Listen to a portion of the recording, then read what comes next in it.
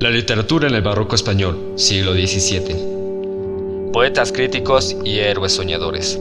A inicios del siglo XVII, España comienza a decaer debido a las deudas y su escasa producción. Los campos están despoblados, la economía se encuentra enferma y los ejércitos del gran imperio permanecen a la defensiva. En lo político y económico se vive una terrible crisis. A pesar de esta grave situación y del malestar social, el país brilla en el terreno artístico, donde alcanza su mayor esplendor el barroco, fenómeno cultural que invadió el campo de las artes. Este movimiento tuvo sus mayores exponentes en las letras, con escritores de prominente ingenio cuyas obras tratan sobre la vanidad y lo transitorio de glorias humanas. En la poesía aparecen voces capaces de burlarse de la realidad cotidiana o de transmitir su preocupación por la fragilidad de la existencia.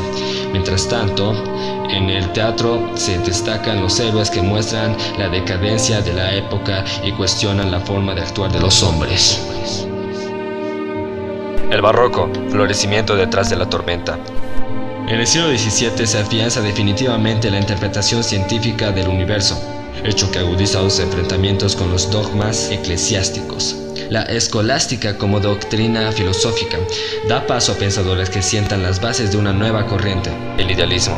La expansión económica europea en Oriente y América se acentúa, preparando el advenimiento de los grandes imperios coloniales. Comienzan también las luchas religiosas.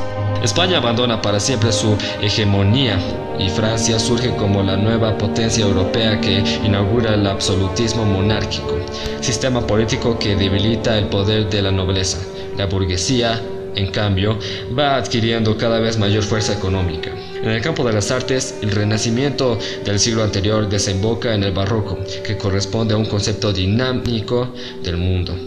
Este surge a finales del siglo XVI en Italia, de donde se irradia a toda Europa y se extiende hasta el siglo XVIII. Se caracterizó por la complicación de formas, el ingenio y el arte sobre la armonía de la naturaleza, que era un ideal renacentista. Durante mucho tiempo, el término barroco tuvo un sentido recargado, desmesurado e irracional, pero poco a poco se fue aclarando el concepto.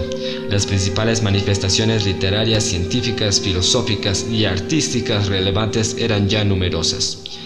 A lo largo de este periodo, en España la lengua se caracteriza por abandonar la naturalidad expresiva y las obras se llenan de recursos artificiosos que dificultan su comprensión. De ahí que surjan dos estilos, complejos y diferentes, el culteranismo y el conceptismo.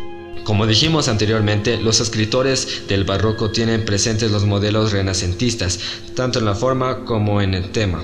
Pero al someter sus creaciones a un proceso de intensificación de sus rasgos, ya sean hermosos o desagradables, logran resultados estéticamente distintos y con una fuerza literaria sorprendente. En este siglo de oro, todos los géneros de la literatura española están representados por figuras excepcionales. Francisco de Quevedo, Luis de Góngora y Félix Lope de la Vega en la lírica, Miguel de Cervantes, Baltasar Gracián y el propio Quevedo en la narrativa, y Lope de la Vega y Pedro Calderón de la Barca en el teatro. Con todos ellos, la literatura española alcanza un momento culminante. La narrativa en el barroco. La variedad temática que había alcanzado la narrativa en el siglo XVI se mantiene durante el barroco, pero si bien algunas novelas como las de caballería, pastoriles, humorescas van perdiendo importancia, otras como las picarescas alcanzan su gran desarrollo. La novela picaresca tiene el propósito de mostrar personajes típicos y situaciones concretas que reflejan la realidad del siglo XVII, como las de una sociedad cruel, hipócrita, poco laboriosa y vividora, donde lo más importante es obtener con el menor esfuerzo el mayor provecho posible, sin importar los valores morales heredados del Renacimiento. El pícaro, con su malicia y su ingenio, es el personaje característico de la época. Su actitud representa la mejor manera que tienen los marginados de la fortuna para sortear las adversidades y las injusticias de la vida. Este tipo de novela sigue el modelo empleado en El Lazarillo de Tormes. Los títulos más representativos del género son El Buscón de Francisco de Quevedo y Guzmán de Alfarache de Mateo Alemán, El cuento. El cuento surgió en el último tercio del siglo XVI y con el tiempo fue cobrando autonomía al ser integrado a diversos contextos pedagógicos en los que fue usado como recurso para la enseñanza. En este proceso, el cuento también se contaminó del barroco, como toda prosa del siglo de oro. La novela Don Quijote de la Mancha de Miguel Cervantes, desde el punto de vista histórico y social, se encuentra encasillada en un momento de transición. Esta obra se ubica entre el Renacimiento y el Barroco.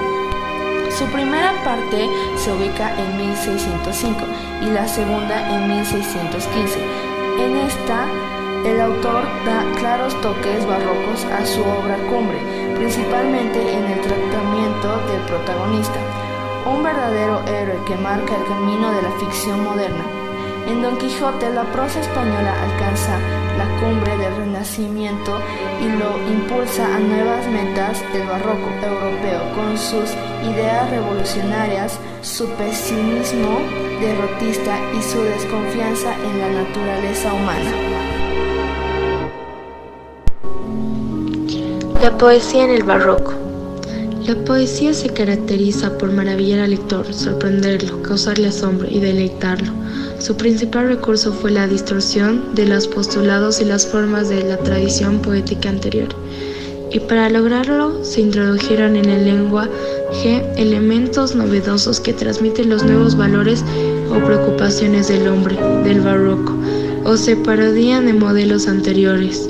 Recuerda la hora de todos y la fortuna conceso, donde Quevedo ridiculiza a los dioses del Olimpo, modelo ejemplar renacista. La complejidad en la forma y en la expresión caracteriza a la poesía barroca. Los poetas se refieren indirectamente a aquello que quieren representar mediante complicados juegos verbales y significados figurados. Es así que en este periodo surgen en España dos escuelas poéticas que consideran a la literatura un arte destinado a las minorías cultas, el culteranismo y el conceptismo, cuyos máximos exponentes son Góngora y Quevedo, respectivamente.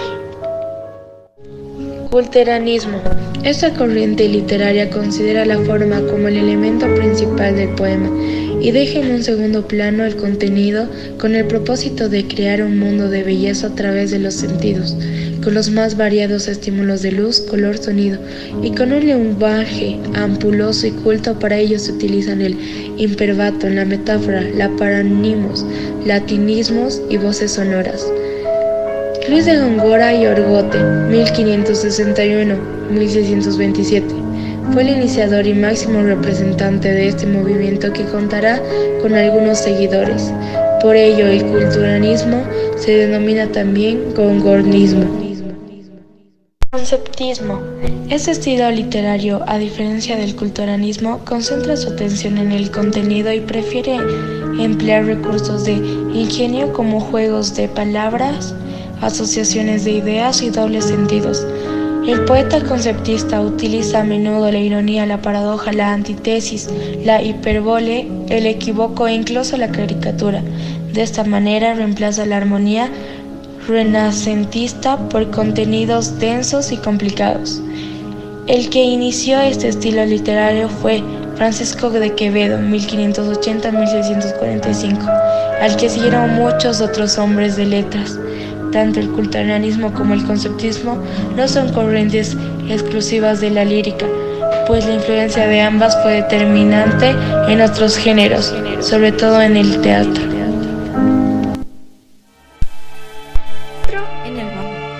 El teatro era el género más popular de la época.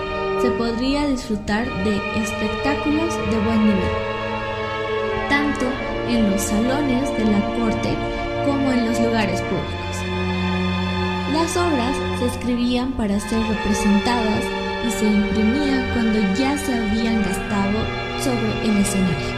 Las presentaciones públicas se llevaban a cabo en los corrales, que eran los patios interiores que quedaban entre los edificios vecinos. Al fondo se situaba el escenario.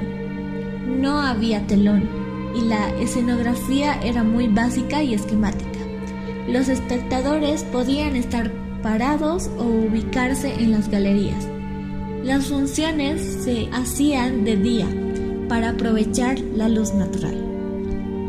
En el siglo XVII se produce la síntesis de las dos tendencias imperantes en el teatro hasta ese momento: la popular de raíz medieval y la intelectual de origen renacentista. Nace entonces un teatro de tipo nacional con escenografías locales y con mayor énfasis en la acción. En este sentido, el teatro del barroco deja de lado a los receptistas y sigue el gusto del público. Se acomoda a los tiempos que ocurren tanto en sus temas como en su forma, con la intención de que los espectadores se sientan identificados con los personajes y las situaciones representadas. Asimismo, se mezcla lo trágico con lo cómico, con el propósito de demostrar la naturaleza humana. Se escribe en verso. Se divide la obra en 3 actos, en lugar de los 5 del teatro clásico, y finalmente se introducen cambios de espacio y tiempo. Los escritores que más se destacaron en este género fueron Félix Lope de Vega, considerado el dramaturgo más fecundo de todo el siglo XVII. Fue quien introdujo los cambios en el Teatro Nacional Español. Atribuyeron alrededor de 1500 obras de teatro.